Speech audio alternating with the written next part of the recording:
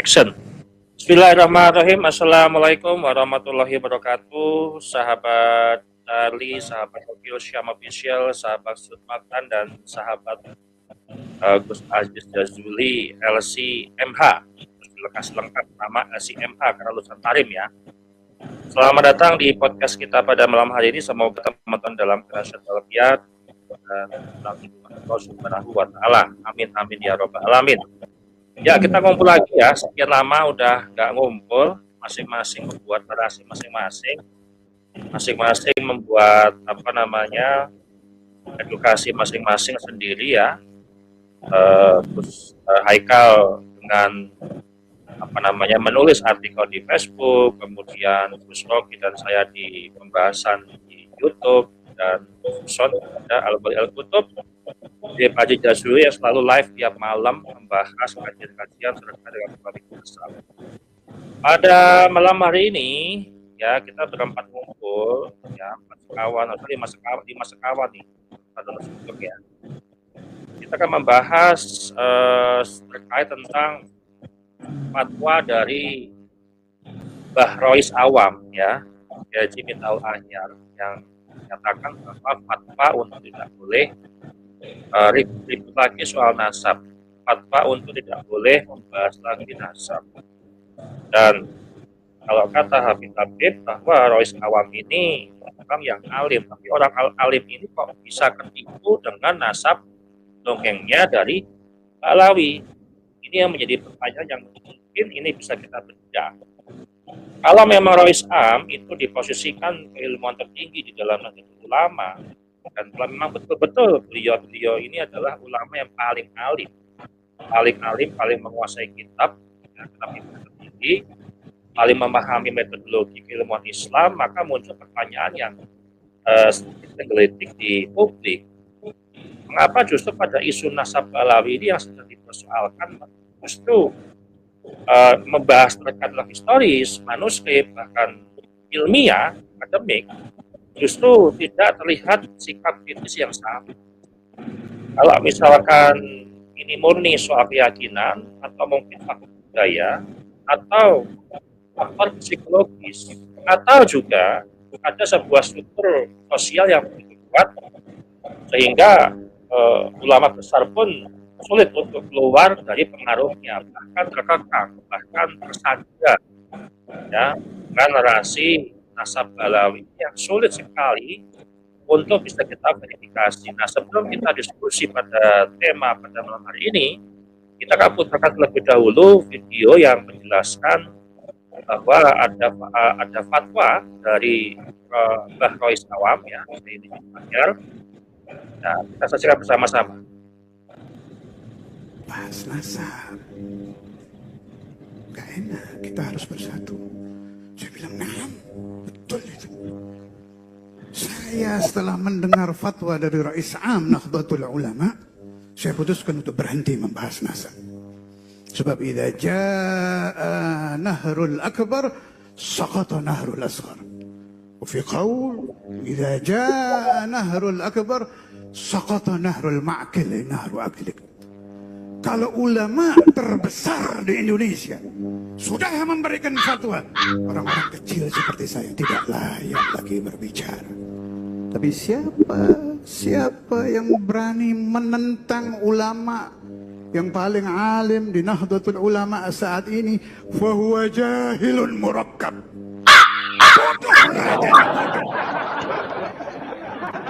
Apabila telah datang fatwa dari ulama besar, yang kecil-kecil diam dong. Bisik-bisik aja harusnya gak berani. Lagi muncul fatwa dari ulama kaliber dunia, Syekh Ali Jumat. Saya kita melihat dua video itu. Alhamdulillah, bersyukur. Kalau gak syukur, dah gak perlu ribut kita. Kalau ada orang yang masih mencaci maki habaib, mencaci maki alim alawi, fahuwa jahilun murakkab. Sayyidi Yusuf bin Ismail An-Nabhani, lihat di kitab-kitab beliau. Apa kata beliau? Ajma'atil ummatu syarqan wa gharba. Dari ujung barat sampai ujung timur semua sepakat ala sihhati nasabi Ali Abi Adawi. Diulangi oleh Syekh di Jumat. Ya, jadi itu pertanyaan, pernyataan ya dari Rois Awam ke Miftahul Ahyar bahwa kita ini disuruh berhenti untuk bahas nasab. Berarti Gus Ajis, ya, Gus Rocky, Gus Haikal, saya pun disuruh untuk berhenti membahas nasab. Ini fatwa. Ya, fatwa dari pimpinan tertinggi di PBNU. Nah, untuk membahasnya kita ke Gus Haikal terlebih dahulu, Gus, ya. Nah, jangan yang paling siap dengan ini, karena kita sudah analisis ternyata, ya.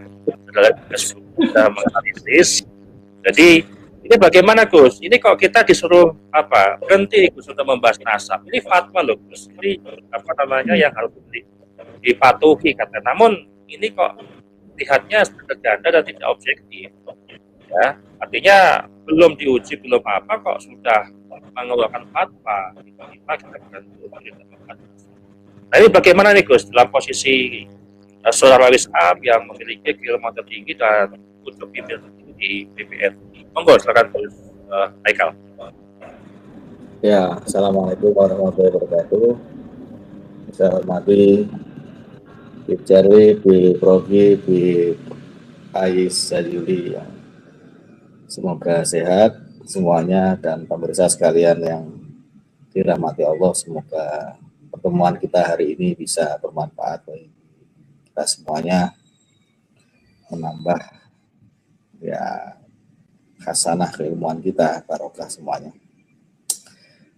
Baik,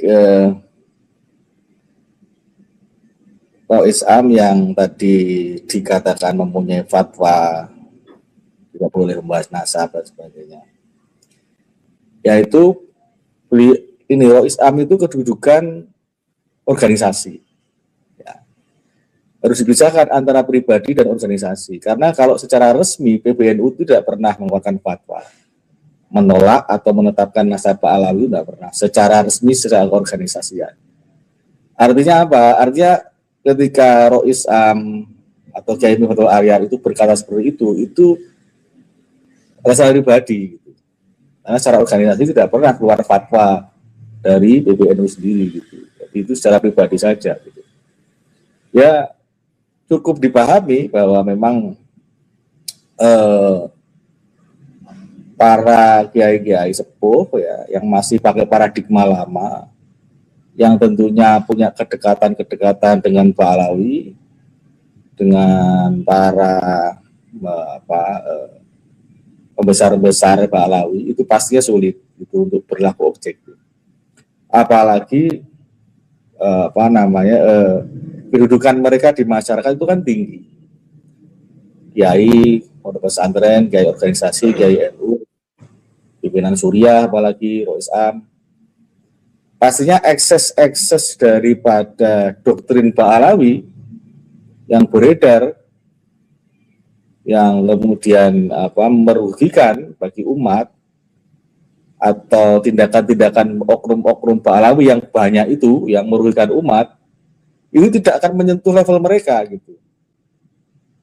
Bahkan mungkin mereka diuntungkan dengan posisi Pak Alawi sendiri, diuntungkan dengan posisi kedekatan dengan Pak Alawi gitu.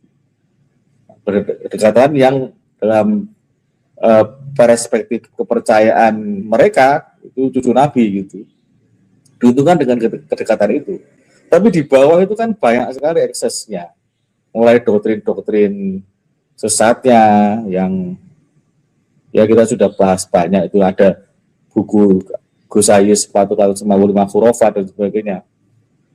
Ada yang mengaku Allah pakai modam itu kan, mengaku, kemudian juga keliling surga, minum telaga Kausar, kemudian juga singgutnya kena air telaga Kausar, kalau jatuh ke bumi bisa menghancurkan gunung gitu kan, gunung dan sebagainya itu. Telaga Kausar kok yang khusus untuk Rasulullah mereka bisa seperti itu. Kemudian juga Rasulullah belajar nahwu, banyak sekali lah gitu. Artinya hal-hal seperti ini mungkin tidak sampai kepada mereka gitu. Tapi berjalannya konflik yang kurang lebih 4 tahun ini tentunya sudah sampai gitu. Nah, ini sikap-sikap yang objektif, transparan, kemudian juga karena persoalannya tidak cuma nasab gitu kan. Nasab ini hanya salah satu aspek gitu. Persoalannya adalah umat ini butuh posisi keulamaan yang jelas gitu. Jangan sampai PBNU itu menjadi bemper daripada Robitul Alawiyah. Dipakai bemper oleh Robitul Alawiyah. Di perilaku-perilaku Habib atau doktrin-doktrin yang merugikan bagi ahli sunnah wal jamaah, an-nahdiyah, itu ya harus difilter, disingkirkan gitu. Dan itu posisi yang paling menentukan, itu posisi Rois Am. Karena kalau selama ini kita misalnya melihat yang tampak luar itu Gus Yahya, itu ya Gus Yahya itu hanya tanfidiyah, pelaksana saja, tapi yang paling menentukan arah organisasi itu Rois Am. Akhirnya ketika Rois Am itu tidak menjaga akidah ahli sunnah wal jamaah, dia itu sebenarnya melanggar konun asasi, melanggar doktrin aswaja NU, melanggar ADR NU gitu. Ini ada beberapa yang sudah saya himpun beberapa pasal begitu ya. Yang saya lihat di ADRT antara lain di pasal 6 ayat 1 huruf A. Bunyi di ART NU, anggaran rumah tangga pasal 6 ayat 1 huruf A, menjaga dan mengamalkan Islam paham ahli sunnah wal jamaah. Menjaga. Hanya ini kewajiban Rois Am untuk menjaga ini. Doktrin ahli sunnah wal jamaah, kaum Nahdliyin itu tidak tercampur, tidak terkotori gitu. Apalagi arahnya ke sesat dan menyesatkan. Ketika tidak mengambil sikap, itu umat bisa melihat bahwa ternyata dengan modal jubah dan sorban itu sudah cukup untuk bisa menipu sekelas Rois Am. Karena apa? Karena doktrin dibiarkan, kesesatan dibiarkan gitu. Tambahin pakai tongkat. Pakai tongkat, pakai siwak, pakai minyak gitu. Nah, tambahin tuh pakai tongkat. Nah, ini seperti hal-hal yang bertentangan dengan ahli sunnah wal jamaah itu, saya kira nanti Gus Aziz Jazuli yang bisa menerangkan banyak sekali pastinya kalau beliau sudah meneliti lewat bukunya itu ya. Kemudian adalah hak anggota di dalam ART pasal 7 ayat 1 huruf E. Anggota itu, para Nahdliyin, warga NU itu berhak mendapatkan perlindungan diri dan keluarga dari pengaruh paham-paham yang bertentangan dengan ajaran Ahlussunnah wal Jamaah. Dan ini tidak dilakukan oleh Rois Am. Ini fatal sekali gitu. Artinya untuk hak para Nahdliyin mendapat perlindungan diri dari dan keluarga dari pengaruh paham-paham yang bertentangan dengan ajaran Ahlussunnah wal Jamaah. Dan tidak hanya Ba'alawi, ya doktrin-doktrin apapun gitu. Tapi dalam konteks ini Ba'alawi yang masih menjadi polemik sampai saat ini, yang tidak diambil sikap objektif dan transparannya, tidak seolah-olah kalau sudah nasab ini dipercaya oleh mereka, yang kemudian doktrin-doktrin ini tidak disinggung juga, dipercaya juga sebagai sebuah ajaran, itu kan berbahaya sekali gitu bagi akidah gitu. Kemudian juga pasal anggaran dasar pasal 18, ART pasal 57 ayat 2, tugas wewenang Suriah ya, beliau karena ketua Suriah di dalam PB. Suriah bertugas merumuskan kebijakan umum organisasi, mengarahkan dan mengawasi tanfidiyah, membina dan mengawasi pelaksanaan pusat-pusat perkumpulan gitu. Jadi sebagai pimpinan tertinggi, Rois Am membiarkan banyak hal yang ketimpangan-ketimpangan ini, baik akhirnya eksesnya sampai ke ranting-ranting warga NU ini dirugikan gitu. Karena pembiaran secara organisasi, tidak ada tindakan organisasi. Jadi ketika sikap ini tidak diambil, ya publik akan terus tersesatkan. Itu kan tugas mereka gitu, tugas mereka. Dan ini selama ini diambil alih oleh orang-orang seperti Gus Aisyah Juli, seperti ya banyak juga disinggung oleh Kiai Nur Ihya, banyak disinggung oleh mungkin juga Kiai Imad dan lain-lain yang mungkin dalam hal ini kebetulan ada di pihak yang protesis dari Kiai Imad gitu. Padahal itu bukan persoalan cuma protesis dan ini persoalan akidah soalnya, sudah itu akidah. Oke, kalau misalnya persoalan nasab. Nasab itu yang mensyaratkan kitab sejaman itu kan mereka dulu. Tahun 2018 Robitul Alawiyah itu mengeluarkan surat keputusan bahwa Wali Songo itu tidak sambung nasabnya Rasulullah ke Rasulullah karena tidak punya bukti sejaman. Ketika kemudian tahun 2022 itu syarat kitab sejaman itu disyaratkan oleh pihak pengklaim nasab itu yang namanya ini Robitul Alawiyah, mereka justru menolak dengan klaim ijma, dengan klaim surah wal ijma. Padahal yang pertama kali mensyaratkan mereka gitu. Jadi munafik sekali mereka akhirnya kan gitu. Yang mensyaratkan DNA siapa? Mereka sendiri. Kemudian juga ketika DNA mereka haplogrupnya tidak ini sesuai dengan keinginan mereka, tidak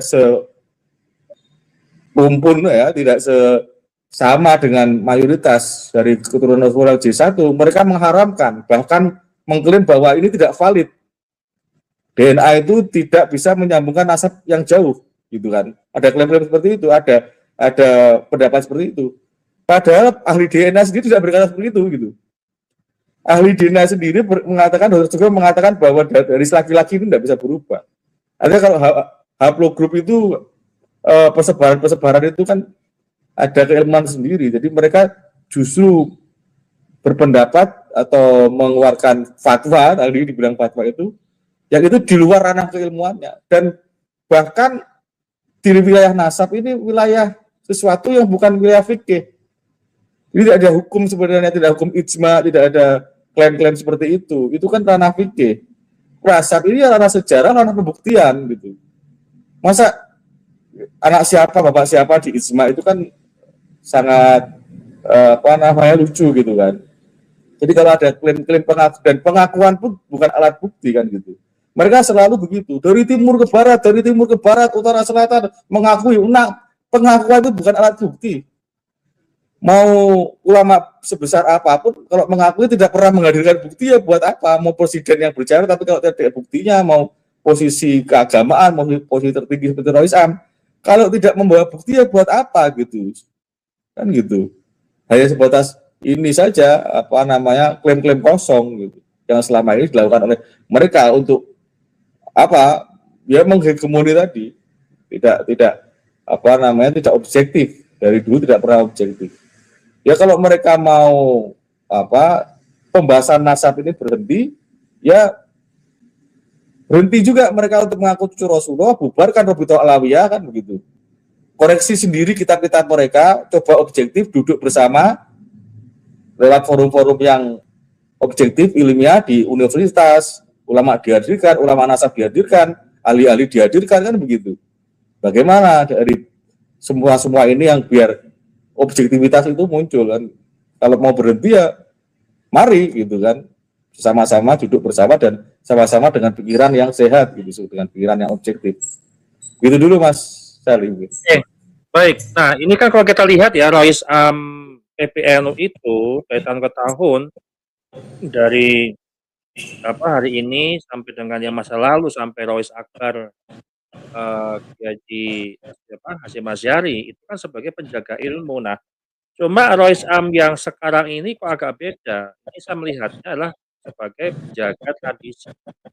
Harusnya kan kalau NU itu kan yang kita lihat selama 20 tahun itu kita memiliki tradisi tabayun, kemudian tahqiq, kemudian verifikasi bukti atau titik kitab, kan, riwayat. Nah, tapi kok jatuhnya ketika ngomongin nasab, isu nasab ini kok nggak objektif. Nah ini kan tanda kutip publik itu bisa menilai, oh berarti Rois Am itu memang yang hari ini gitu ya, bukan penjaga ilmu tapi penjaga tradisi, artinya penjaga kepentingan kelompok Balawi. Nah kalau ini dilanjutkan ke depan nih, kalau kemarin kata Ubed kan bakal akan menjadi PBNU dengan kemunduran yang sangat mendalam, bahkan seperti halnya PBNU memulai dari nol, kan. Nah, ini bagaimana Gus Rocky untuk menyikapi hal ini? Rois Am ini penjaga ilmu atau menjaga tradisi Balawi? Monggo, silakan Gus Rocky. Siap, terima kasih Kang Charlie yang sama kita hormati Gus Haikal, Gus Aziz Jazuli, para viewers semua di masing-masing kanal.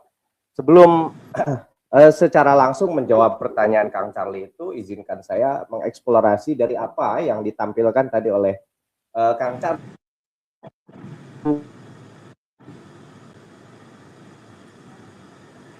Wah, sinyal ini. Bahwa ada beberapa hal yang harus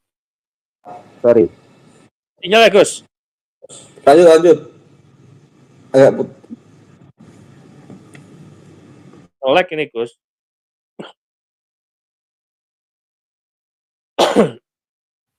Halo, cek. Ada? Aman? Ada, Gus, tapi agak lemot ya sinyalnya ya? Iya, ini sorry, sinyal saya ada serangan kayaknya ini dari kutub. Lanjut, Gus. Gimana? Lanjut ya? Lanjut ya, iya. Oke, yang penting suara ya, tadi dipaparkan dulu dari Bapak Habib siapalah tadi tuh, Bil Fakih ya.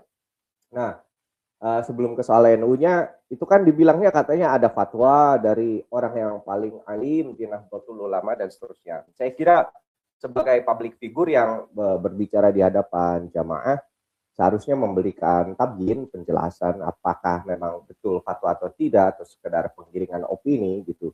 Dan memang ini penting sekali sih untuk jadi satu standar moral untuk orang-orang yang memang tampil sebagai figur publik, apalagi dikenal sebagai edukator, pendakwah dan seterusnya, untuk memberikan informasi yang valid, yang teruji, yang benar.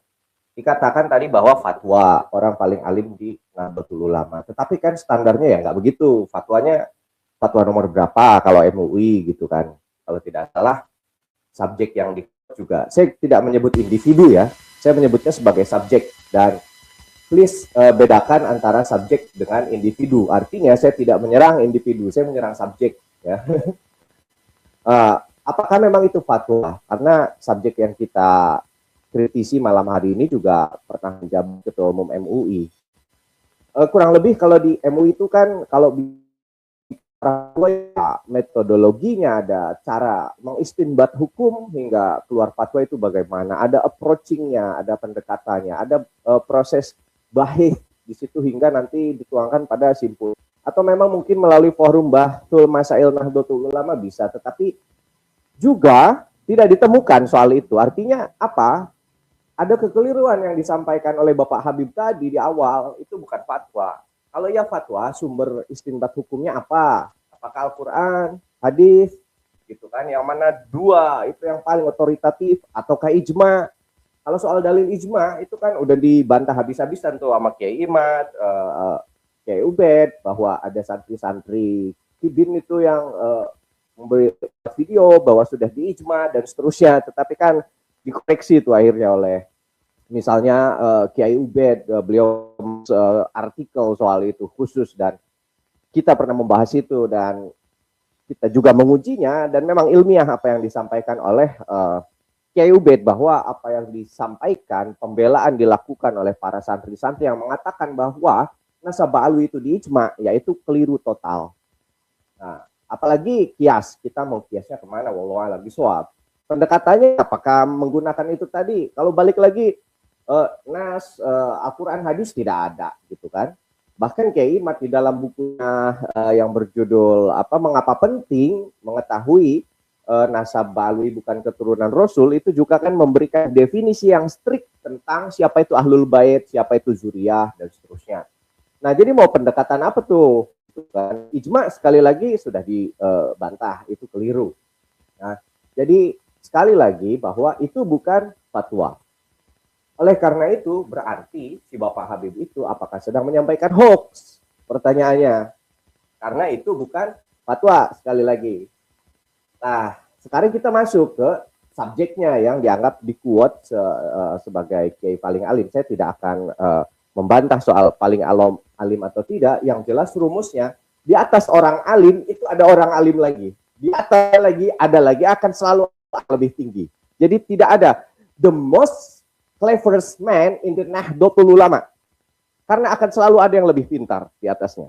Saya kira di antara kita yakin soal itu. Jadi kalaupun ada orang yang merasa saya lah paling alim sedunia, itu hati-hati, bentuk kesombongan. Bukankah kita pernah diceritakan kisah Nabi Musa yang pernah mengklaim diri sebagai paling alim, kemudian akhirnya Gusti Allah menegur bertemu dengan Nabi Khidir. Correct me if I'm wrong tentang kisah, tetapi itu paling alim. Saya tidak akan membantah, hanya saja mohon diingat, di atas orang alim itu ada yang alim lagi. Gitu. Subjek ini juga saya justru melihatnya khususnya, wabil khusus di dalam konteks perdebatan mengenai nasabah alawi, saya tidak melihat aspek apa ya, mengurai problematika secara utuh, secara epistemologis, kemudian juga jami'an, mani'an, sehingga ditemukan simpulan yang syukur bisa membantah tesis Kiai Imad. Itu tidak ada. Alih-alih, justru saya melihat ada semacam apa yang bisa dipahami dalam istilah intentional ignorance. Mohon izin kepada netizen yang mungkin pernah mengkritik saya, jangan ke Inggris dan lain-lain. Mohon maaf karena terkadang saya sehari-harinya harus menggunakan bahasa itu. Saya tidak punya teman di Inggris yang orang Indonesia itu sangat sedikit sekali. Tetapi intinya apa itu intentional ignorance? Itu ketidaktahuan yang memang sifatnya itu disengaja. Emang nggak pengen tahu gue soal itu gitu. Bodoh amat, gitu loh. Bodoh amatnya kenapa? Nah ini yang harus ditanyakan kepada subjek tersebut. Kenapa nggak mau tahu? Kenapa nggak mau mengkritisi? Gitu. Kenapa tidak mau mencari kebenaran tentang klaim nasab Ba'alawi? Jadi alih-alih dikatakan the cleverest about this subject, gitu kan, paling pintar terkait dengan topik nasab Ba'alawi, justru saya melihatnya ada intent. Kenapa? Wallahu alam. Apakah ada relatif yang mungkin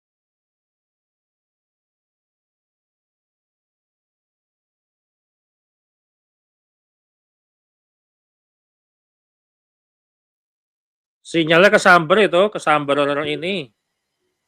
Apa? Putus-putus ya?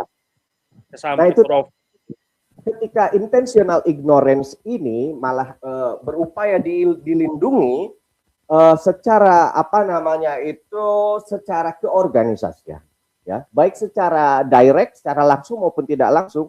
Disinilah kita temukan semacam crack, semacam ada patahan yang seharusnya tidak dilakukan hal semacam itu oleh kelasnya pimpinan tertinggi organisasi Islam terbesar di dunia. Yang mana harus dibedakan kalau memang intentional ignorance-nya itu terkait hubungan-hubungan relatif, jangan dibawa ke ranah organisasi seolah-olah NU mensahihkan, NU mengisbat, NU memvalidasi, NU mengakui. Wow, apakah iya demikian? Akhirnya di situ kita temukan, untuk mengatakan korup mungkin terlalu kasar, tetapi paling tidak ada misunderstanding tentang how to govern, tentang bagaimana mengelola keorganisasian, bahkan mengelola isunya, gitu loh. Nah, disinilah masuk mengenai NU tadi. Saya justru malah semakin kritikal tentang ini. Ada semacam paradigm shift, ada pembelokan paradigma di mana sejak awal munculnya NU itu, sepanjang saya baca sejarahnya, selalu menantang hegemon. Baik itu hegemon di level global, yang tidak terbatas pada segmen agama tertentu, misalnya bahwa NU turut serta aktif melawan kolonialisme Belanda yang dalam konteks itu bersama sekutu, ada pasukan Inggris juga, ada Amerika juga, dan seterusnya. Juga NU kritikal, resisten terhadap hegemon di dalam konteks agama yang waktu itu happening di di Arab Saudi, yang kemudian sekarang jadi Arab Saudi. Apa itu? Wahabisme. NU mencoba melawan hegemon Wahabisme di sana. Wahabisme itu menyebar, membuat teror sampai merubuhkan situs-situs bersejarah, makam-makam para sahabat dan seterusnya. Nah, dan itu berlanjut ya sampai era Gus Dur, sampai era Kiai Said Akil Siraj juga begitu. Tetapi kok hari ini ada paradigm shift semacam NU tidak lagi resisten atau bahkan NU tidak lagi berani untuk kritikal terhadap hegemon-hegemon yang ada. Nah, pertanyaannya kemudian kita uji apakah Ba'alwi layak dikatakan hegemon. Sejauh ini memang kita cepat-cepat menganalisis, ya tentu saja menghegemoni secara media lah, secara kampanye-kampanye mereka mengatakan bahwa kami turunan Rasulullah, di dalam diri kami mengalir darah suci kakek kami, gitu kan. Kemudian juga bahwa kakek kami Mi'raj 70 kali, kami harus dihormati dan seterusnya dan seterusnya. Itu adalah hegemon secara implisit, tidak secara langsung, dengan menggunakan apa yang di dalam kajian strategis sebagai soft power. Beda dengan hegemon zaman dulu kolonialisme menggunakan senjata dan seterusnya, tetapi kalau ini menggunakan soft power, media, propaganda, pengajian, balutannya pengajian, isinya mungkin indoktrinasi dan seterusnya, begitu Kang Charlie. Sorry untuk sinyal yang buruk. Oke. Jadi kalau kita lihat ya, problem polemik nasab itu di antara ada PBNU dan ada MUI, dan MUI harus memberikan fatwa terkait tentang ajaran khurafat. Ini kok diam? Ini kan pasti menjadi tanda tanya. Dan kalau kita melihat seperti halnya narasi-narasi mereka itu membolak-balikkan fakta, dan kita bisa melihat fenomena ini disebut dengan semacam kayak dimensi cermin. Misal yang kemarin tadi ya video saya membantah siapa tuh yang suka di Facebook, mungkin Gus Haikal yang suka paham di Facebook, siapa itu ya yang PSA belakangan itu tiba-tiba ganti Sayyid gitu kan. Artinya memberikan narasi bahwa Mukimat itu menyusup di NU. Nah, ini apa nggak kebalik? Justru mereka itu yang menyusup ke NU, NU kemudian MUI dan elemen-elemennya, sehingga kita itu disuruh untuk dibungkam terkait tentang titik nasab. Nah, kalau dibungkam titik nasab nggak boleh bernarasi atau nggak boleh membahas nasab, ya nanti channelnya Gus Wali sepi lah itu. Channelnya Gus Wali nggak rame itu nantinya gitu kan, nggak akan banyak yang nonton, pasti kan gitu. Nah, kita ke Habibana Aziz Jazuli lah, ini kostumnya sudah kayak Raden Mas Tumenggung ya. Raden Mas Tumenggung Jogja Semar Kerto ya kan. Nah, ini saya membicarakan tentang keilmuan ya. Kan kalau Islam itu kan penjaga ilmu, dan kalau kita lihat kok data modern, keilmuan modern itu diabaikan. Penjaga ilmu itu kan berarti ilmu itu berkembang di masa-masa yang akan datang. Nah, dari sudut pandang Islam sendiri bagaimana, bahwa ilmu itu ada batasannya. Apakah ilmu itu juga bakal mengadopsi atau berkembang sampai dengan ilmu modern atau seperti apa? Dan mengapa kok Islam ini seolah-olah diasosiasikan sebagai penjaga ilmu, tapi kok tidak benar-benar menjaga gitu loh. Nah, ini seperti apa nih, Pip? Assalamualaikum warahmatullahi wabarakatuh. Salam semuanya ya. Habibana Charlie Jailani sebagai tuan rumah, sahabat-sahabat Habibana Rogiul Syam yang tentu pandangan-pandangannya itu selalu ditunggu-tunggu oleh teman-teman di Zen ya. Itu juga dengan Habibana Haikal ya, yang selalu aktif terus di TikTok dan juga Facebook serta YouTube-nya. Dan teman-teman jangan lupa untuk subscribe, like, share, komen untuk channelnya Habibana Haikal dan juga Habibana Rogia. Kalau Habibana Papa Zara itu jangan, nggak usah, nggak perlu. Nah, udah banyak. Oke, sebelum saya mulai nih, ya. Maju lah, Be. Allah ya, ini. Ah,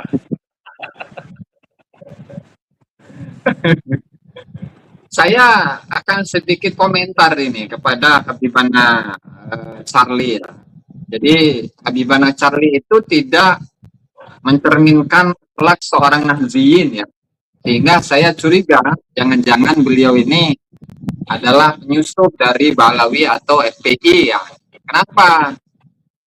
Karena beliau ini memanggil seorang tokoh yang ulama tertinggi di Nahdlatul Ulama dengan sebutan Rais Awam, dan itu suhu adab. Gak boleh itu. Subhanallah ya. Gak boleh. Sehingga antum itu harus memanggilnya sesuai dengan ini, sesuai dengan gelarnya gitu. Kalau KH ya Kiai Haji, jangan Kiai Habib. Kalau memang gelarnya itu Rais Am ya Rais Am, jangan Rais Awam, jangan, nggak boleh itu ya. Sehingga ya itu kritik yang ingin saya utarakan saat saya menyimak bagaimana narasi yang disampaikan oleh Habibana Charlie ya. Sebelum dimulai, ini suara saya aman ya teman-teman semuanya di bawah di aman, Be. Aman. Alhamdulillah ya, subhanallah. Jadi alhamdulillah tadi menyikapi atau menjawab jawabannya pertanyaannya Habibana Charlie ya. Bagaimana pandangan saya tentang ilmu? Seolah-olah Islam ini tidak apa istilahnya ya, tidak menggunakan keilmuannya. Apakah memang apa yang disampaikan melalui ucapannya Habib itu menunjukkan akan kualitas keilmuannya atau bagaimana? Nah, kurang lebih begitu yang saya ini, Beb ya. Bismillah. Jadi begini loh, Beb.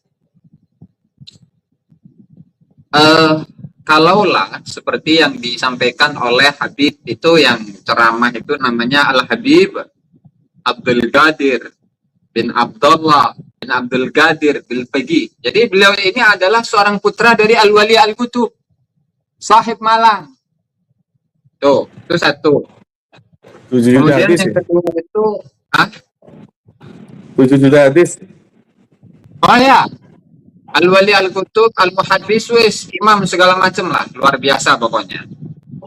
Kemudian yang berikutnya itu tentu saat ini dari kalangan Balawi itu apa ya, perlu untuk mendekati kalangan kiai-kiai yang statusnya itu adalah mugibin.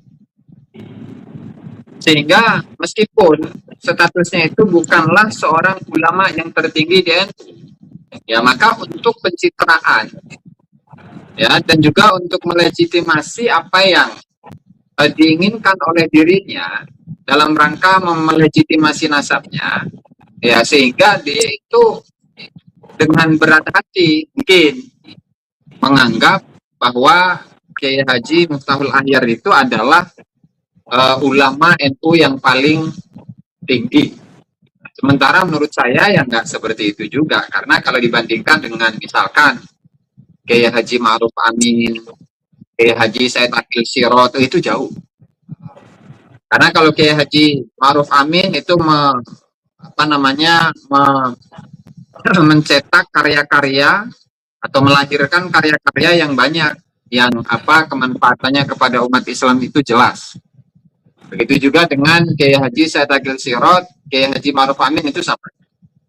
Nah, sementara hal ini tidak kita temukan di Kiai Haji Miftahul Ahyar. Nah, kemudian tadi mengenai fatwa. Jadi apakah yang disampaikan oleh Kiai Haji Miftahul Ahyar itu adalah fatwa? Sementara fatwa itu adalah ini definisinya itu bayanul hukmi syar'i limas'alatin ma binaan ala su'alin yuwajjihuhu syakhsun aw majmu'atun ila syakhsin mu'ahalin lil ilmi biddin istidlalan bil adillati syar'iyyah. Jadi yang namanya fatwa itu adalah penjelasan mengenai hukum syariat terhadap suatu permasalahan yang atas suatu permasalahan atau pertanyaan yang diajukan oleh seseorang. Nah, hukum syariat, misalkan kita ingin membongkar apakah yang disampaikan oleh siapa Kiai Haji Miftahul Ahyar melalui Sang Habib dilarang. Dilarang itu kan sama dengan haram, tidak boleh. Artinya apa? Di saat seseorang itu melanggarnya, maka dia akan mendapatkan dosa. Dan ketika melaksanakannya, maka dia akan mendapatkan pahala.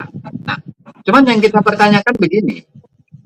Jadi apakah apa yang disampaikan oleh Habib dengan mengatasnamakan Roh Islam itu berdasarkan atas dalil? Jangan-jangan itu atas dasar kepentingan gitu. Bukan berdasarkan atas dalil, bukan berdasarkan argumentasi, atau karena posisi yang memang sudah terpojok, sehingga ya dia mengeluarkan statement tersebut atau yang diatasnamakan sebagai sebuah fatwa. Nah, lalu terkait dengan keilmuan, banyak ayat Al-Quran, hadis Nabi, dan seterusnya, dan itu pun juga sudah diulas secara tuntas oleh Hadratus Syekh Kiai Haji Hasyim Asy'ari dalam Adabul Alim Al-Muta'alim, ya, Adabul Alim Al-Muta'alim. Sudah begitu banyak yang diantaranya itu yarfa'illahu alladhina amanu minkum walladhina utul ilma darajat. Nah, kemudian dalam ayat yang lain wa ma utitum minal ilmi illa qalila, wa ma utitum minal ilmi illa qalila, dan seterusnya lah. Artinya apa? Di sini wa ma utitum minal ilmi illa qalila, dan tidaklah kalian itu diberikan ilmu oleh Allah Subhanahu wa taala kecuali sedikit. Sehingga di saat kita ini diberi ilmu yang sedikit oleh Allah Subhanahu wa taala, ya harusnya kita menimba, menambah, mengejar apa yang tidak ketahui, supaya kebodohan yang ada dalam diri kita ini atau kekurangan keilmuan yang ada dalam diri kita ini itu bisa berkurang. Artinya kebodohan kita itu sedikit berkurang gitu. Sehingga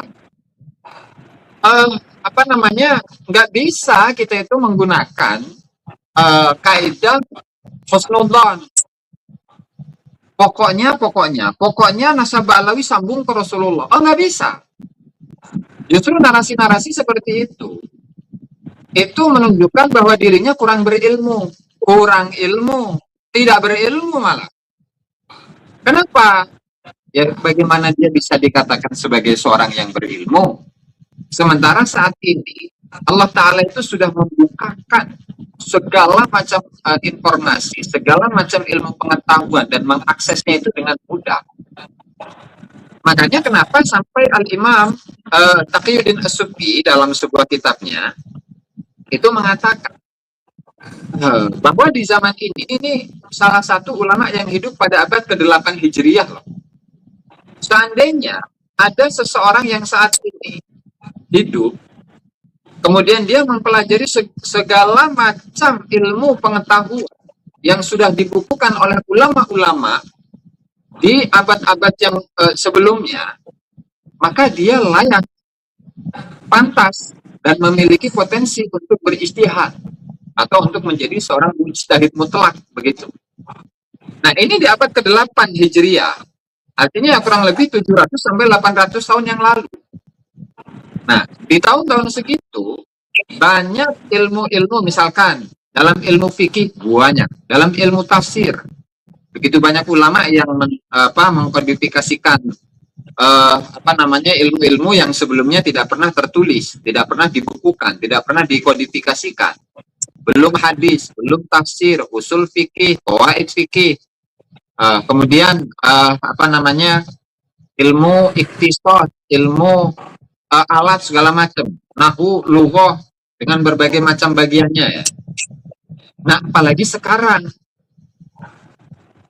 Artinya untuk mendapatkan pengetahuan, nah itu lebih sangat mudah daripada 700-800 tahun yang lalu. Nah, sehingga di sini di saat sikap yang kita dapati dari pemimpin-pemimpin di PBNU ya, entah itu ketum, entah itu Rois Am.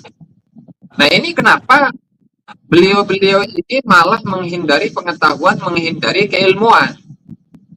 Seharusnya kalau memang Nahdlatul Ulama sebagai sebuah gerakan kebangkitan dari para ulama, harusnya mengembangkan keilmuan dong. Tidak merasa cukup dengan husnuzon, tidak merasa cukup dengan husnuzon, atau mungkin ada satu kepentingan di situ, sehingga keilmuan yang seharusnya bisa dikejar, yang seharusnya bisa digapai, itu malah ditinggalkan. Nah, sehingga di sini sikap yang seperti itu saya rasa adalah sikap yang bertentangan dengan ilmu pengetahuan atau nahdah lah, Nahdlatul Ulama itu sendiri. Sehingga ya nanti pada waktunya masyarakat itu sadar, para nahdliyin itu pun juga sadar bahwa betapa yang didapati dari para pemimpin-pemimpin PBNU pada hari ini atau pada periode ini itu jauh dari kata ilmu pengetahuan yang, atau dengan kata lain, takut dengan kebenaran, takut dengan pengetahuan, dan lebih takut dengan lebih takut kepada kepentingan yang bertentangan dengan ilmu pengetahuan. Nah, mungkin ada satu hal yang sedikit menggelitik. Jadi kalau boleh saya mengkritisi ya, tentu boleh-boleh saja ya. Kalau boleh saya mengkritisi Rois Am.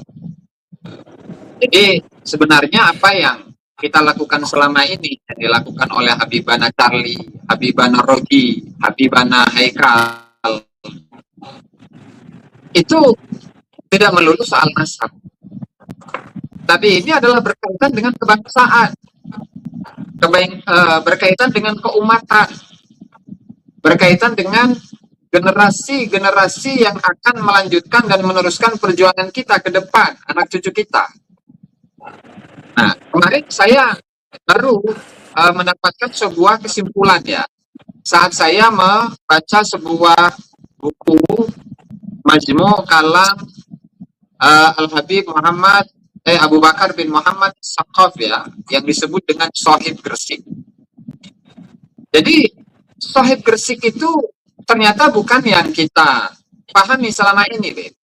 Shahid Gresik itu kan pemilik Gresik, kalau makna letterleknya ya, atau makna literalnya. Ternyata Shahid Gresik itu bermakna sunan. Sebagaimana Sunan Ampel disebut Shahid Ampel, Sunan Giri disebut sebagai Shahid Giri, Sunan Bonang disebut sebagai Shahid Bonang, Sunan Kudus disebut sebagai Shahid Kudus. Nah, sehingga dalam buku ini Majmu' Kalam Al-Habib Abu Bakar bin Muhammad As-Saqqaf, Shahid Gresik itu alias Sunan Gresik. Nah, sehingga di sini ada penggeseran. Ada penggeseran makna, ada penggeseran tokoh dan penggeseran sejarah di Nusantara, yang diantaranya itu adalah Sunan Gresik ya, atau Maulana Malik Ibrahim, yang seharusnya beliau ini harus lebih diangkat, dijunjung, sejarahnya lebih diperluas lagi. Jangan kayak kemarin ngomongnya Maholi Gresik, tetapi yang diholi itu adalah sosok yang hidup pada abad atau meninggal pada abad ke-20, dan dia memiliki kedekatan dengan Habib yang ada di Kuitang yang mendapatkan 3 bintang salib singa. Nah, sehingga ini ada apa gitu.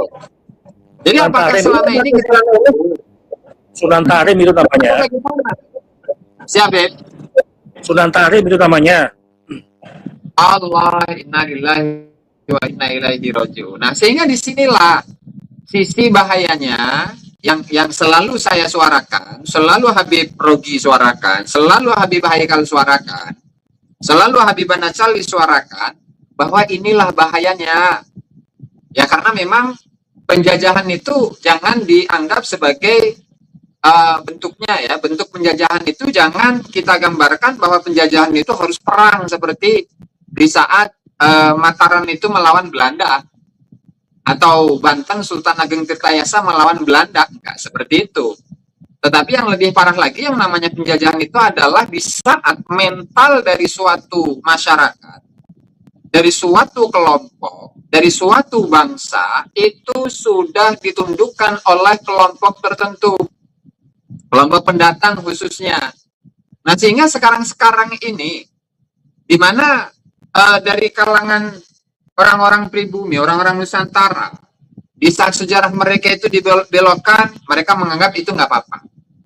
Di saat Sunan Wali Songo, para Wali Songo itu disebut sebagai para habaib, itu nggak apa-apa, nggak masalah bagi mereka. Di saat Nusantara disebut sebagai Bintu Jawa, Bintu Tarim, maaf, Jawa Bintu Tarim, itu nggak masalah bagi mereka. Kemudian di saat Nusantara itu dikatakan sebagai milik Aulia Tarim, itu disebutkan oleh mereka dianggap nggak apa-apa. Nah, ini yang bermasalah itu adalah mentalnya, Beb. Sehingga di saat mereka ini sudah menganggap dirinya itu rendah, dirinya hina, tradisinya rendah, dihinakan, direndahkan itu nggak masalah bagi mereka, maka disitulah letak dari orang yang sebenar-benarnya terjajah, orang yang sebenar-benarnya memiliki mental yang budak, mental inlander. Makanya kenapa pada hari ini, pada malam ini saya menggunakan ini, Beb. Saya menggunakan batik ini. Batik saya ini sudah lama sebenarnya, Beb. Ini rada pamer batiknya nih, Beb. Kemudian juga menggunakan ini, ikat ya, atau apa namanya, plankton.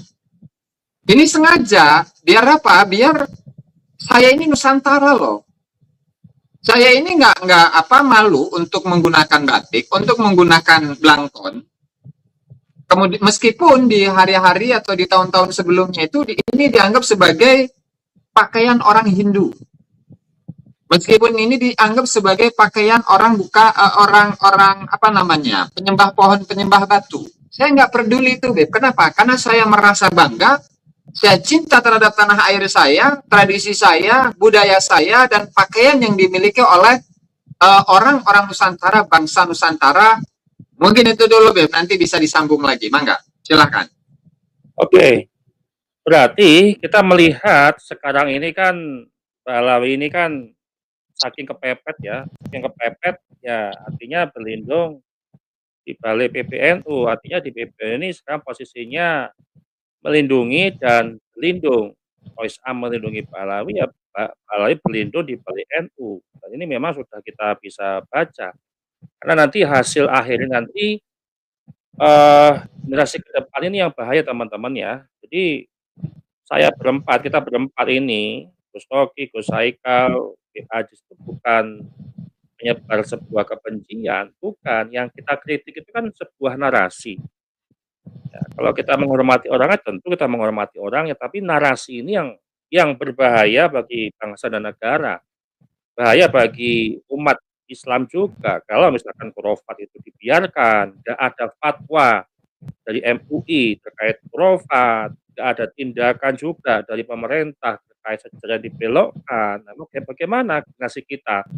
Saya nggak tahu apakah Gen Z ini mengenal Habib atau enggak, saya belum tahu juga. Artinya anak-anak kita ini nanti yang sekarang masih SMP itu mengenal Habib atau enggak, atau memang justru generasi X yang terakhir itu yang mengenal Habib. Nah, artinya narasi kita ini selalu narasikan di sosial media itu terkait edukasi supaya tidak ada generasi mendatang itu terpengaruh, terhegemoni dari Balawi yang selalu menggunakan nasab, yang selalu mengunggulkan nasab, mengunggulkan klannya, paling istimewa, paling privilege, paling mulia, dan seterusnya. Bahkan khurafat-khurafatnya pun juga itu berbahaya bagi akidah kita. Baik, kita ke Gus Haikal. Ini sedikit saya mau ngomong tentang persiapan muktamar ya, karena di sini orang yang paling paham terkait NU ya Gus Haikal lah. Ya, di ART ini terutama di hukum ya. Dan saya ada berita ya sedikit membahas tentang muktamar, itu sudah dibujuk ke ini nanti tinggal berapa hari lagi ya, itu menjelang Agustus ya kalau nggak salah, itu akan dilaksanakan muktamar NU, dan kita berharap Rois Am ataupun ketua umum ini yang memang paham terkait keilmuan. Nah, ini dari surat bukan surat ya, bahwa menjelang pelaksanaan Munas Konbes, nah, saya tampilkan aja lah ya, bentar.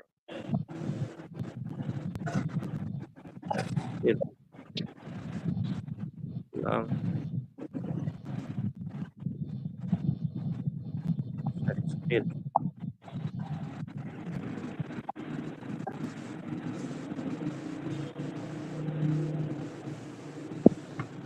Menjelang pelaksanaan Muktamar Konbes, pesantren Al-Falah Peloso beredar di media sosial usulan 9 nama kiai sepuh untuk jadi ahwa ya khusus mendatang.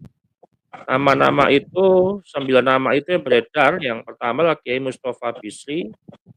Nah ini Kiai Haji Miftal Ahyar, Kiai Haji Anwar Nasyur, Kiai Haji Nurul Huda Jazuli, Kiai Haji Ma'ruf Amin, Kiai Hatur Muji Badaruddin, Kiai Haji Sa'ake Sirot, Kiai Haji Asif Saifuddin Qalim, dan Kiai Haji Nazruddin Umar. Nah, terkait dengan muktamar Gus Haikal, seberapa jauh pengaruh ahwa ini di dalam nanti menentukan hasil muktamar terkait tentang ketua PBNU dan Rois Am itu sendiri? Apakah nanti juga Kiai Haji Miftah Ahyar juga bisa menjadi Rois Am lagi periode kedua atau enggak gitu? Kalau ini terjadi lagi ya 2 periode lagi mereka, ya ini bahaya Gus untuk ke depan. Justru ini kemunduran bagi NU sendiri. Nah ini seperti apa nih Gus? Ya, terima kasih Mas. Ya, seperti yang sudah kita tahu bersama, akan ada event Munas di Peloso ya. Dan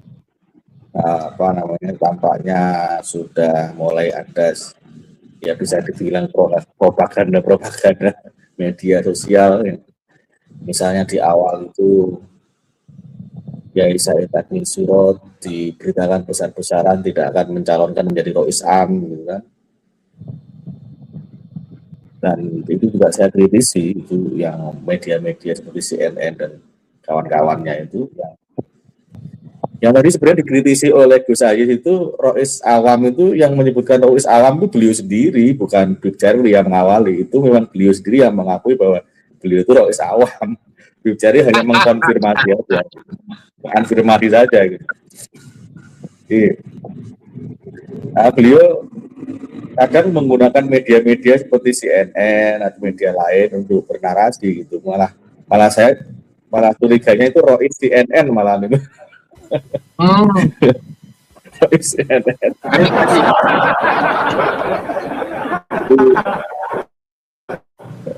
Kemudian juga yang kemarin kita angkat bersama ya mengenai SK yang barangkali sekarang sedang atau sedang berproses ya untuk bisa diberikan kepada semua yang masih kosong supaya definitif, supaya hak suaranya itu bisa digunakan gitu kan, tetap jadi mutamirin jadi tetap gitu. Kemudian ada kasus yang mengiringi itu kasus tambang, kasus hal-hal yang mungkin di dalam muktamar nanti yang akan datang atau di Munas ya akan dibahas. Itu yang terbaru itu mengenai Perkum Tambang dan Digdaya PBNU, Perkum Tambang dan Digdaya PBNU, dan beberapa kelompok orang, ada profesor juga di situ, pengennya menolak gitu pembahasan itu. Gitu. Ada perkum itu, padahal ya kita ya patut curiga juga kenapa ditolak gitu, pembahasan perkum itu. Karena semakin ada krisis-krisis yang tidak ditangani secara cepat mengenai kebutuhan organisasi, kejelasan-kejelasan itu ya mau sampai kapan gitu kan. Karena momen untuk membahas itu ya di Munas itu, momen untuk membahas itu ya di forum-forum yang memang berkompeten untuk membahas itu. Malah justru dihindari itu, masalah itu akan terus menganga dan tidak ada mengenai tambang, mengenai budaya gitu kan. Karena juga ini sesuatu yang penting bagi NU ke depan gitu, bahwa itu kebutuhan organisasi untuk bisa menghadapi tantangan zaman. Ini tambang ini mau seperti apa gitu kan. Kemudian yang di dalam PT-nya, di dalam sekilas saya kemarin melihat ada pembagian saham seperti disinggung oleh Said Akil juga bahwa Rois Am mendapat 1%, Ketum PBNU Budaya mendapat 1% dari bagian saham itu ya. Walaupun ini masih belum terlaksana, artinya itu juga perlu dibahas dalam Perkum Tambang itu, apakah pembagian itu dibenarkan gitu. Karena itu kan masih internal, itu waktu di internal pengurus sendiri tidak pernah dibahas secara terbuka gitu kan saham itu. Itu juga mungkin perlu dibahas secara komprehensif gitu. Bahkan itu patut disambut baik gitu, ketika itu terbuka prosesnya gitu kan. Ini menarik itu apakah ada ketakutan ini para oligarki ini bahas itu atau bagaimana gitu. Jadi budaya ini kan sistem digital yang itu memang suatu terobosan luar biasa gitu, yang seharusnya itu bisa menjadikan organisasi itu efektif, efisien, karena melalui sistem database, keanggotaan segala macam, kemudian juga urusan organisasi, undangan rapat itu menjadi proses yang menghemat waktu, cepat dan sebagainya. Tetapi ketika krisis kepercayaan yang terjadi, seperti yang kita lihat di kemarin itu seolah-olah di daerah itu jadi rebutan kendali gitu kan, rebutan kendali. Pihak keramat bahkan sempat untuk meminta supaya dikdaya itu dibekukan gitu.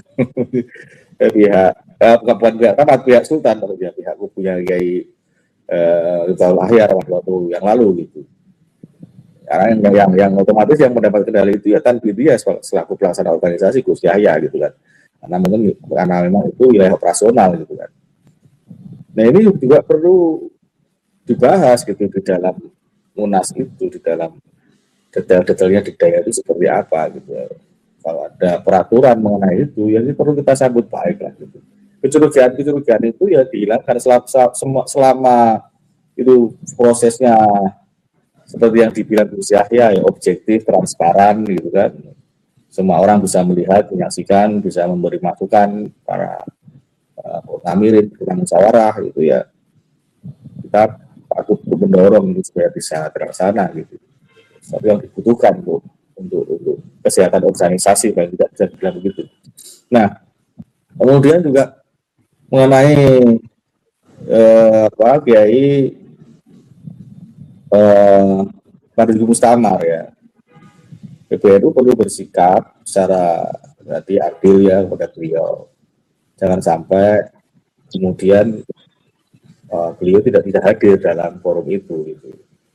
Karena begini, kalau kemudian ada pendapat misalnya, pernah dipecat gitu kan, di dalam organisasi. Pemecatan itu kan juga bukan kehendak, artinya tidak pernah dibuktikan juga kesalahannya gitu kan. Tidak ada proses pembuktian ya sama seperti Gus Yahya ketika dipecat oleh Rois Am. Memang Rois Am khususnya pribadi Miftahul Ahyar ini ketika menduduki jabatan tinggi itu seolah-olah jadi owner gitu loh. Jadi owner gitu kan. Kemarin sempat beredar juga surat instruksi kepada ketua umum, kepada Katib, kepada yang jajaran itu yang seharusnya itu ditanda surat itu secara kolektif kolegial itu harusnya ada ketua, sekjen, Rois Am, Katib Am gitu kan. Itu ditandatangani pribadi sendiri. Artinya itu sebenarnya surat pribadi, tidak organisasi. Walaupun itu menggunakan kop organisasi, karena itu ya tindakan yang tidak ada landasan hukumnya, gitu, tidak ada landasan materialnya. Gitu. Itu juga dikritik banyak pihak kemarin surat, karena berkali-kali beliau begitu dengan sikap seperti itu, bahwa dia belum Kiai Miftahul Ayar saya lihat belum bisa memisahkan antara ini tindakan pribadi dan tindakan organisasi.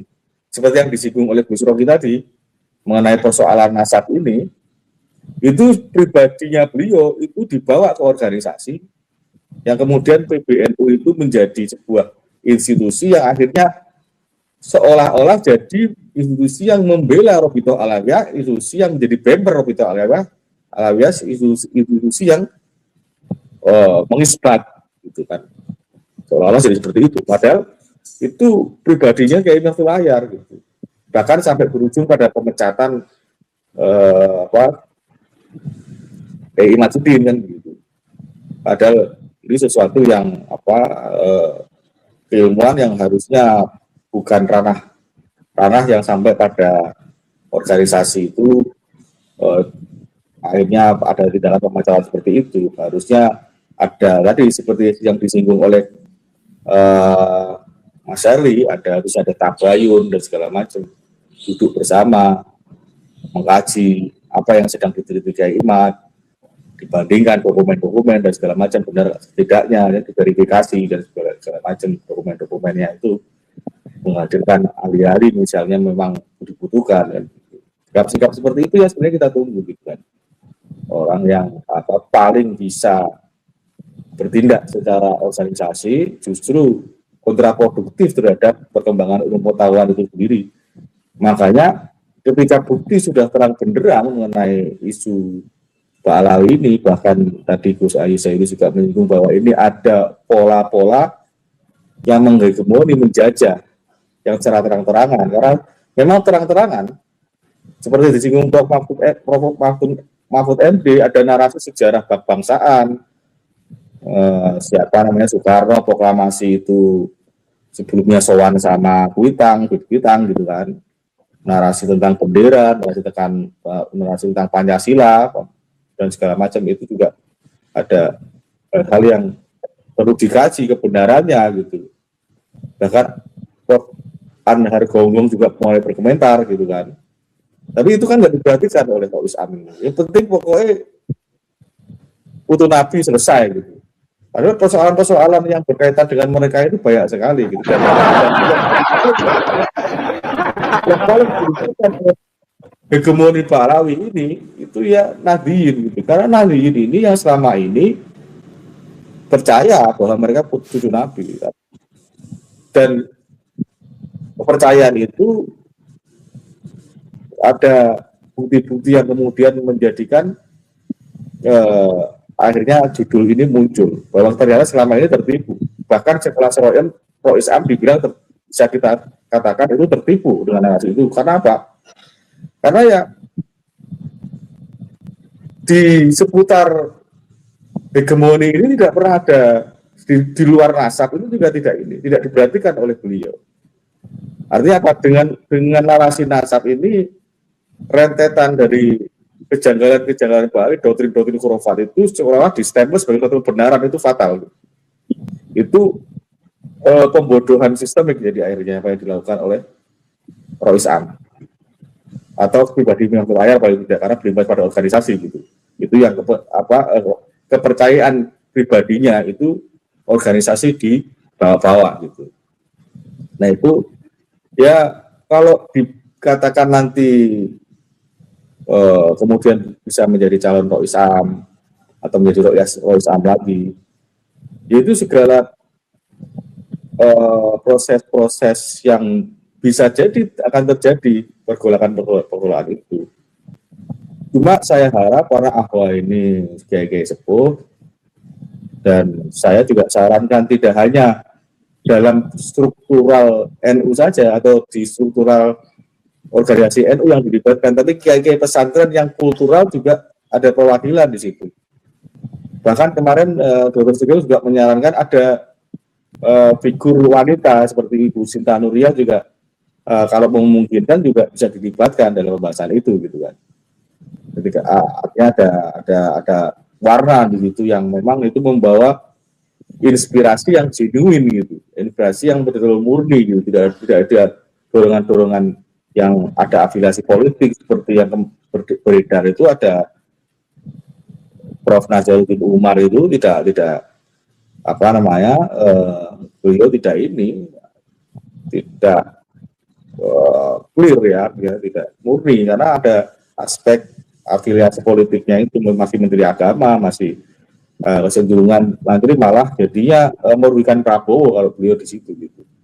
Karena orang pastinya ketika melihat figur Nazaruddin Umar itu pastinya melihatnya Prabowo, ini Prabowo berarti ikut-ikutan kan begitu, jadi terbawa nanti pemerintah malahan. Jadi saya juga curiganya juga maksudnya yang membuat 9 calon awal itu kemudian ada Prof. Nazaruddin Umar itu ya orang-orangnya Prof. Nazaruddin Umar sendiri propagandanya itu. Jadi seperti itu, atau pihak-pihak yang pengen memang inilah hal-hal yang pecah konsentrasi umat ya, kemudian umat itu tidak bisa objektif dikirim pada satu nama tertentu, akhirnya sudah di secara politik psikologis itu diarahkan gitu kan, itu nanti ketika anggap itu surat usulan nama-nama ini saja misalnya gitu ya. Ada pemilihan seperti itu ya. Yang beredar itu bukan sesuatu yang patut untuk ini cermati secara serius, tidak patut secara serius ya. Yang lebih paling bisa dijadikan pegangan ya originalitas gitu, objektivitas tadi. Ketika sudah dikirim, sudah ada pemberitaan besar-besaran mengenai siapa saja yang di awal, ya ini netralitasnya juga akhirnya jadi terganggu di wilayah itu pastinya. Dan orang-orang seperti yang terlibat dalam konflik di kepengurusan ini ya, itu banyak kalangan untuk tidak dituju di depan, misalnya depannya tidak atau tidak calonkan lagi atau tidak dicalonkan lagi. Dan itu ya sah-sah saja, tapi selama ADART, aturan organisasi, konstitusi organisasi itu memperbolehkan, seperti misalnya juga Kemal Budi Muktamar itu juga ketika di surat pemecatan itu sudah satu periode juga beliau, walaupun tidak selesai, tapi satu periodenya tidak selesai secara penuh, tapi sudah kurang lebih 5 tahun. Karena selesainya juga secara organisasi beliau tidak pernah dibukti dan melanggar apa, dia tidak ada pelanggaran begitu. Dan itu sah-sah saja kalau beliau calon dengan mencalonkan diri begitu ketua umum. Dan ya semua ini tokoh-tokoh yang memang ini yang kadang ini ya, maksudnya di NU itu yang menjadi kritikan ya, itu orang misalnya ketika melihat organisasi di luar NU atau organisasi pemerintah, kontrol daripada kritik itu kan berjalan gitu. Misalnya seperti KPK mengejar korupsi sampai ke akar-akarnya, itu kan kemudian pemerintah itu dikritik ya, bisa-bisa ada pihak-pihak yang memposisikan diri menjadi penyeimbang. Di NU itu minim seperti itu. Orang kalau sudah dengan jubah kiai itu sulit, kiai saja sulit untuk kritikan itu muncul dari bawah gitu. Apalagi yang kabit gitu, hampir nggak tersentuh gitu. Nah ini yang akhir-akhir ini ada suara yang kemudian dari bawah itu mulai ada pembaruan dalam pemikiran dipicu oleh diskursus nasab ini, yang kemudian membawa aspek yang secara luas itu menjadi terbuka, cara organisasi juga mulai terbuka. Artinya sebenarnya kritik-kritik itu atau kritik-kritik seperti ini, diskusi ilmiah itu kan menyehatkan gitu kan, orang itu menjadi tambah informasi, tambah artinya mendapatkan wawasan gitu. Dan ini di NU itu sangat minim gitu, ada tapi sangat minim. Dan memang kecenderungannya tidak bisa lepas dari itu tadi, konflik kepentingan gitu. Susah untuk keluar dari kepentingan itu. Jadi bahasa-bahasa yang diterima oleh masyarakat itu jadi bahasa-bahasa yang ada jarak yang di masyarakat yang jadi seperti apa, yang jadinya seperti apa, di PBNU seperti apa, itu ada jarak terus. Ada dunia sendiri, seperti ada dunia sendiri. Kita bisa misalnya lihat melalui media NU lah, yang kecil melalui media NU. Yang menonton media NU itu kan narasi-narasinya itu dengan narasi-narasi yang dalam diskursus nasab itu lebih ramai diskursus nasab daripada yang nonton media NU online gitu. Jadi kegiatan keorganisasian itu hanya secara internal akhirnya berefek gitu. Tapi yang urusan keumatan ini yang berurusan dengan orang banyak ini tidak belum tersentuh. Gitu. Jadi begitu mungkin kurang mengajari kalau bisa panjang. Oke, silakan Gus Rocky untuk menanggapi juga. Oke, suara saya ada ya.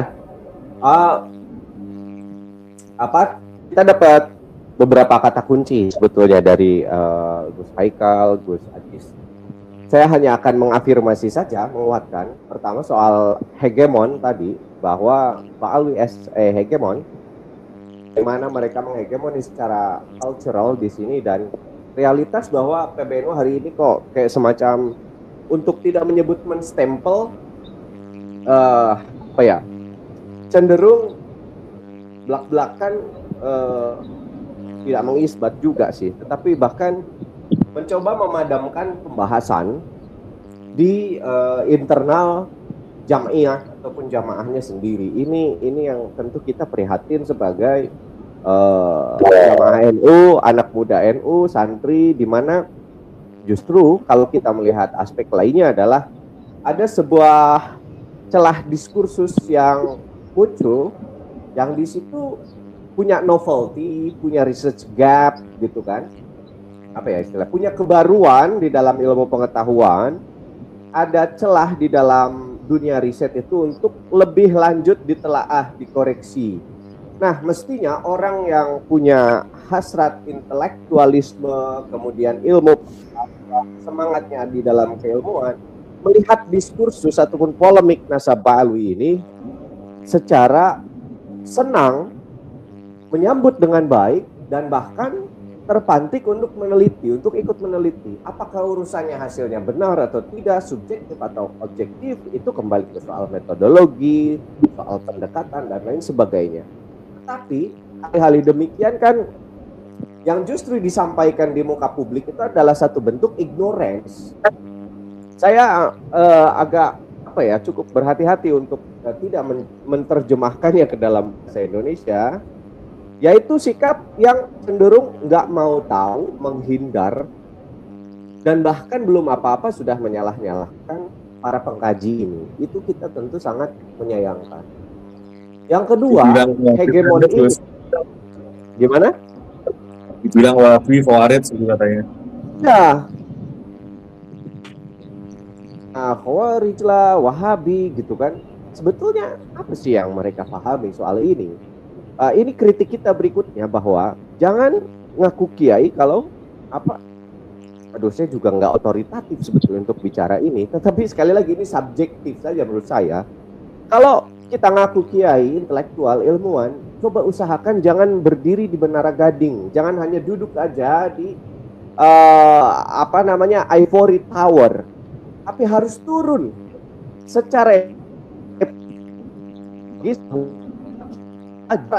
sudah alim, Jangan merasa sudah sempurna berilmu lagi. Selesai satu ilmu, faida farogta fangsob, cari lagi. Masih banyak ilmu ini luas. Di antaranya adalah ilmu nasab hari ini. Berkaitan dengan Ba'alwi yang secara kultural, sosiologi agama Islam di Indonesia itu hegemonik.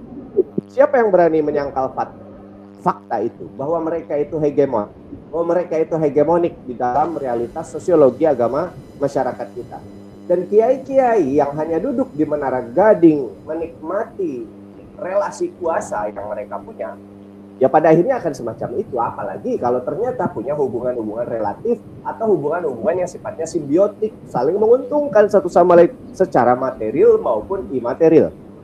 Nah, kritik berikutnya supaya kita balance, tidak hanya memang figur-figur ini kiai ini punya peran di muka publik, menyampaikan pesan, berdakwah, mengedukasi, tetapi juga bagaimana pesan kita ke masyarakat bahwa please jangan lagi mental kita itu terjajah merasa inferior di hadapan siapapun. Kita masih menjumpai bahwa orang Indonesia kalau ngelihat orang Arab agak cung dikit, ke Arab-Araban, bewokan, jenggotan tinggi putih dan lain sebagainya, kemudian ngaku cucu Nabi, itu silau, itu merasa inferior, gitu kan. Merasa bahwa kalau dia ceprot lahir di Arab, genetiknya itu memang ke Arab-Araban, meskipun entah ada G padahal gitu, tapi lahirnya dekat ke Arab, yang mana di situ ada Makkah, ada Madinah, pusatnya Islam pada masa itu, di mana Nabi lahir, kemudian wafat di Madinah, kemudian begitu kan, seolah-olah mereka lebih paham agama, lebih otoritatif bicara tentang Islam. Ini kekeliruan yang sangat-sangat luar biasa yang harus disampaikan kepada masyarakat. Udah, jangan lagi ada begitu. Saya ingin berbagi satu cerita. Saya punya teman sesama PhD orang Indonesia di Canterbury. Satu ketika kita di masjid, kita nggak bareng ke masjidnya, saya terlebih dahulu ke masjid, waktu itu sholat asar apa ya, atau sholat maghrib, saya lupa. Nampaknya sholat maghrib lah. Saya udah sholat, kemudian selesai dan dia nggak sempat untuk jamaah masbuk gitu, akhirnya dia sholat sendiri. Kemudian ada satu orang, wajahnya ke Arab-Araban, fisiknya ke Arab-Araban, itu bermakmum, bermasbuk gitu ya, ke sahabat saya itu. Beres sholat, di lalahnya ada perdebatan. Si makmum ini yang dari wajahnya ke Arab-Araban ini komplain ke teman saya, Abad, tentang kenapa kamu mengeraskan bacaan bismillahmu, kemudian dudukmu itu di tahiyat akhir kok begitu berbeda, begitu kan. Teman saya bingung menjawabnya bagaimana, begitu kan. Akhirnya karena saya pun ini ada apa kok beres sholat malah kayak semacam ada cekcok begitu. Akhirnya saya samperin, what's wrong mates, gitu kan, what's wrong brother. Akhirnya dia cerita gini. Akhirnya saya jelaskan, mungkin kamu tidak memahami bahwa notabene kita dari Asia Tenggara, khususnya Indonesia, itu pemeluk mazhab Syafi'i, dan teman saya itu tidak memahami bagaimana nanti kalau mazhab di sini yang notabene di UK itu kan rata-rata pengamal mazhab Maliki, gitu kan. Akhirnya saya terangkan seperti itu. Ada sedikit perdebatan tentang itu sampai akhirnya sudahi, dan beberapa hari kemudian kita berjumpa lagi di masjid. Si orang itu nyamperin ke saya dan meminta maaf bahwa apa yang Anda paparkan itu ternyata tepat. Mohon maaf atas arogansi saya, memaksakan pemikiran keislaman saya pada Anda, gitu kan. Akhirnya saya bilang, it's okay, kita sebagai orang Indonesia terbiasa menghadapi keragaman dan kita tidak membuat komplain selama itu tidak mengganggu satu sama lain. Kita hargai perbedaan ini. Bukankah inilah Islam itu berbeda sebagai rahmat. Itu penting, jangan menegasikan dan merasa diri Anda lebih tinggi daripada kita. Jadi begitu. Nah, saya mau share keberanian saya untuk bicara seperti itu, bahwa tidak mesti itu. Oh iya, pada akhirnya saya tahu dia itu orang Bahrain yang waktu itu Indonesia lagi kalah gara-gara dicurangi sama Bahrain. What the fuck kan? Mengesalkan sekali waktu itu. Artinya saya mau bilang bahwa jangan hanya jangan hanya karena Arab-Araban kemudian dianggap lebih alim, lebih pintar masalah keislaman. Dan mentalitas semacam itu mungkin lebih parah apabila di dalam konteks masyarakat Indonesia yang mungkin di dalam hal keislaman kurang teredukasi, kemudian juga merasa pede berhadapan di hadapan manusia lain yang secara fisik mungkin dianggap lebih bagus.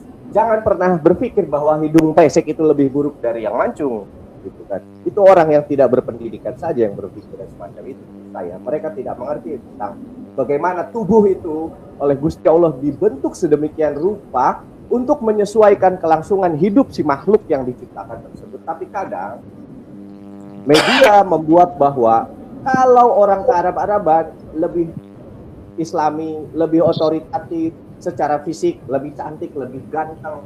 Bahkan saya sangat jengkel ketika memang ada gitu kan orang dari Tarif Hadramaut Habib itu merasa lu kalian celengan cemat, ngomong apa sih lu gitu kan, so ganteng banget lu gitu kan. dan itu iya, itu menjengkelkan sekali, yang padahal juga bukan Arab-Arab banget ternyata. Dan sekali lagi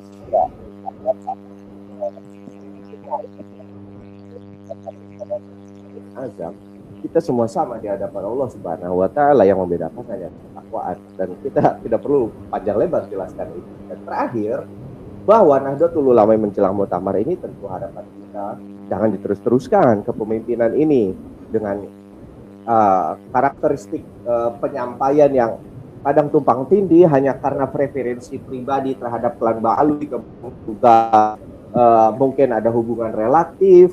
Akhirnya dikapitalisir bahwa itu menjadi isbat bagi nasab Ba'alwi. Kemudian juga digunakanlah otoritas keorganisasian NU untuk menghambat tumbuhnya diskursus yang menurut saya pribadi ini ilmiah, ini membuka ruang pengetahuan yang semakin lebar, ini mencerdaskan kehidupan kita sebagai bangsa Indonesia, sebagai umat. Dari itu, ini meningkatkan rasa percaya diri kita sebagai sebuah bangsa. Ini yang perlu diapresiasi saya kira. Terima kasih banyak. Oke, baik. Sedikit saya simpulkan sebelum nanti Gus Ajis menjawab kesimpulan dan sekaligus penutup ya untuk podcast malam hari ini.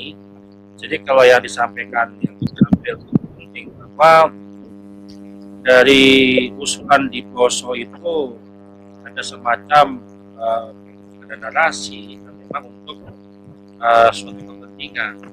Dan perlu netizen pahami kenapa kalau kita membahas NU selalu ada kaitan dengan Ba'alawi selalu ada kaitan dengan NU, karena sama-sama saling mendapatkan manfaatnya, termasuk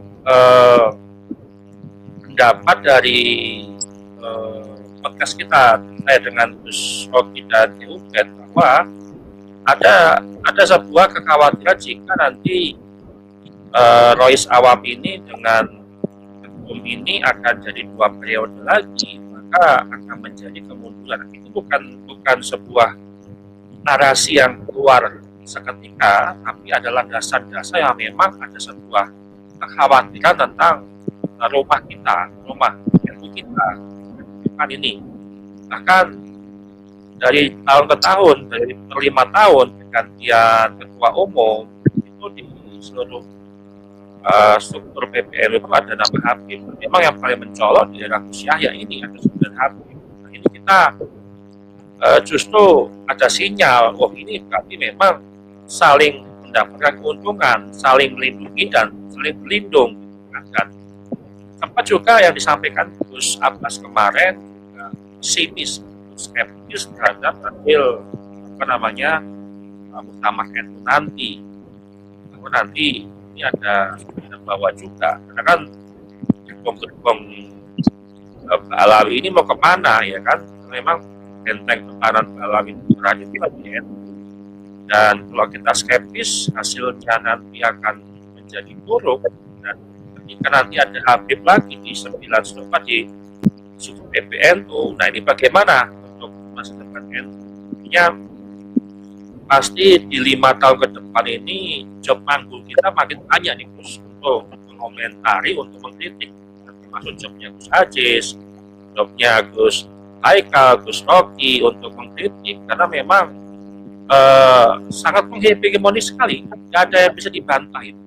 Bahwa itu menghegemoni sekali, apalagi di tubuh NU ini ya, menyusup NU, bukan mukimat, bukan kita yang menyusup NU, tapi habaib yang menyusup NU itu milik otoritas di NU. Makanya pola-pola narasi sekarang ini Balawi lebih cenderung kepada menonjolkan ya, artinya menonjolkan otoritas, ya, otoritas tokoh, otoritas ulama, otoritas kepakaran dan seterusnya, ulama kenasab. Ya, ini sangat berbahaya sekali buat kita semuanya dan untuk waktu itu. Dan kira-kira seperti apa nih Gus Ajis untuk menyimpulkan dari yang saya sampaikan dari Gus Rocky, Gus Haikal, bahwa memang yang paling merasa alim ini justru malah yang paling mendapatkan apesnya lah, tertipu dengan casingnya. Tadi yang disampaikan oleh Gus Haikal itu ada yang pakai sorban, ada yang pakai baju gamis, ya itu aksesoris lah. Ambil lagi tongkat, ada siwa, ada sendal segala macam dan seterusnya. Nah ini seperti apa nih Gus Ajis? Bahwasanya kita ke depan ini, kalau misalkan kita ambil skenario terburuk, ya ada Habib lagi di syukur PBNU, nah ini ke depannya seperti apa? Monggo silakan Gus Ajis sebagai penutup selanjutnya. Terima kasih Habibana Charlie ya. Sebagai closing statement mungkin ya. Jadi NU ini didirikan oleh kiai kita, kiai Nusantara yang warok, yang dekat dengan Allah Subhanahu wa Ta'ala. Dan saya yakin bahwa para pendiri-pendiri Nahdlatul Ulama itu saat beliau masih hidup itu selalu mendoakan NU dan juga kemaslahatan NU ke depannya. Sehingga di sini saya menggunakan husnuzon saya, Beb. Dengan adanya polemik ini, setidaknya sedikit ada goncangan di NU bahwa ternyata selama ini itu kita atau NU ini disusupi oleh mereka-mereka ini dari kalangan Habib Balawi.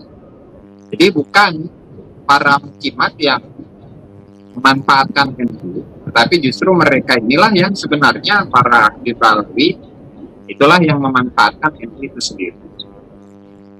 Nah sehingga saya teringat dengan sebuah ayat di Al-Quran mengenai ahlul kitab sebenarnya. A'udzubillahi minasyaitonirrajim. Ya ahlul kitab la talbisunal haqq lima talbisunal haqqa bil batil wa taktumunal haqqa wa antum ta'lamun. Wahai ahlul kitab, artinya di sini orang-orang yang berpengetahuan, memiliki wawasan yang luas. Kenapa kalian itu mencampurkan antara hak dengan kebatilan, sehingga antara hak menunjukkan mana yang hak dan mana yang batil itu orang-orang menjadi bingung. Wa taktumunal haqqa, sementara para orang-orang yang berpengetahuan itu dengan sengaja menutup kebenaran, dan mereka dalam keadaan tahu. Artinya banyaklah ayat-ayat yang serupa dengan ayat ini, yang lain. Nah artinya dalam polemik inilah, polemik Balawi ini atau diskursus Balawi, baik itu yang kaitannya dengan mazhab, dan itu adalah modal utama dari semua klaim yang kita temukan pada hari ini atau di tahun-tahun yang sebelumnya, modalnya nasab, atau polemik dengan yang berkaitan dengan sejarah, yang berkaitan dengan ajaran wawasan kebangsaan, yang kaitannya dengan ilmu syariat, di mana semuanya itu terbuka gitu loh. Ternyata ada gerakan-gerakan yang membahayakan Nahdlatul Ulama itu sendiri, di samping juga membahayakan negara kita, bangsa kita, serta ajaran dalam agama kita.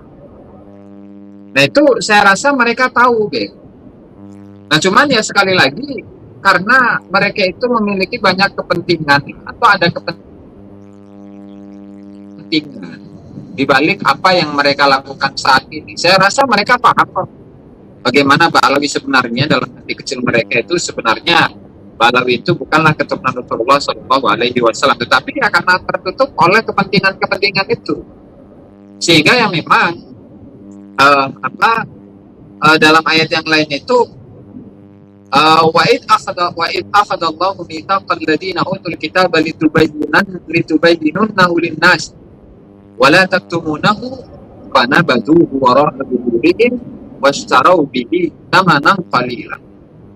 Oke, ringkasnya, di mana mereka yang memiliki pengetahuan, memiliki keilmuan, harusnya itu kan memberikan pencerahan dan pembebasan kepada masyarakat, kepada bangsa, kepada umat, agar umat itu tercerahkan, ini yang hak, ini yang batil.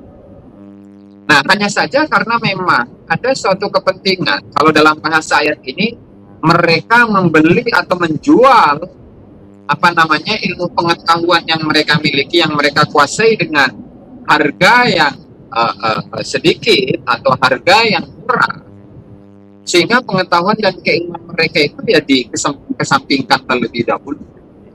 Nah, ini kalau kemungkinan bahwa mereka memang tahu, mereka memang sadar, dan hati kecil mereka itu menyadari akan betapa bahayanya gerakan-gerakan yang memang ingin menguasai organisasi NU, atau bahkan menguasai negeri ini, atau menguasai hal-hal yang kaitannya dengan keagamaan di Nusantara ini, keislaman di Nusantara ini. Nah, sehingga sekali lagi harapan kita ya sebagai warga NU. Nah, tadi sudah banyak dijelaskan oleh Habibana Charlie, Habibana Rogi, dan terkait dengan tokoh-tokoh yang ada di NU. Kan saya sangat miris sebenarnya, Beb. Jadi ada satu semacam ceramah ya, atau kajian lah, kajiannya Ketua Umum PBN Gus Yahya, dan itu share atau ditampilkan di channel NU Online itu. Nah, itu selama 4 hari kalau nggak salah, itu yang nonton cuma 200 biji, Beb. Bayangkan sebuah organisasi warga terbesar, organisasi yang anggotanya itu adalah terbesar di dunia, saat ketum menyampaikan suatu narasi atau suatu kajian yang nonton cuma 200 biji doang, Be. Jangan kan 200 biji kali ya. Udah jenuh berarti kali ya, umat-umat jenuh kali ya. Nah, sehingga di sini miris gitu loh, Be. Dan ini kalau dibandingkan dengan konten-konten yang ditampilkan di Papa Zara Insight atau di Habibana Haikal, Habibana Rogi, itu jauh gitu. Sehingga di sini ada miris atau menyayat hati saya saat menyaksikan itu. Nah, sehingga begini, Beb. Siapapun itulah yang duduk di PBNU nanti, baik yang sekarang atau yang nanti ya. Ini saya akan menutup dengan sebuah makalah yang disampaikan oleh Al-Imam Syafi'i radhiyallahu taala anhu dalam sebuah syair. Beliau mengatakan, "Kullama addabani dahru arani nafsa aqli wa idza majdadtu ilman zadani ilman bijahli." Setiap kali pengalaman itu mengajariku, maka pengalaman tersebut memperlihatkan kepadaku betapa kurangnya akal dan pemikiranku serta pengetahuanku. Dan tatkala pengetahuanku itu bertambah, maka sesungguhnya itu menambah pengetahuan akan kebodohanku. Nah, artinya di saat ini Imam Syafi'i dalam menyampaikan syair ini, beliau ini haus akan ilmu pengetahuan. Beliau itu haus akan keilmuan. Di mana saat beliau bertambah pengetahuan beliau, maka bertambahlah pengetahuan beliau akan dirinya yang bodoh. Sehingga yang beliau nggak ingin, tidak menginginkan dirinya ini menjadi orang yang bodoh gitu. Nah, sementara untuk narasi-narasi yang kita dapati dari ketum di beberapa waktu lalu ya, di beberapa bulan lalu atau mungkin tahun yang lalu, madhab kita ini husnudzon. Nah, kalau madhab husnudzon itu kan pokoknya nyambung, pokoknya zuriyah Nabi. Ini kan sama saja dengan kebodohan. Nah, sehingga dari mana kita ini bisa menjadikan tokoh-tokoh yang seperti itu menjadi suri tauladan kita dalam kehidupan kita hari ini, apalagi dalam kehidupan kita di masa depan. Hal ini tentu bertentangan dengan semangat dan ruh Nahdlatul Ulama itu sendiri.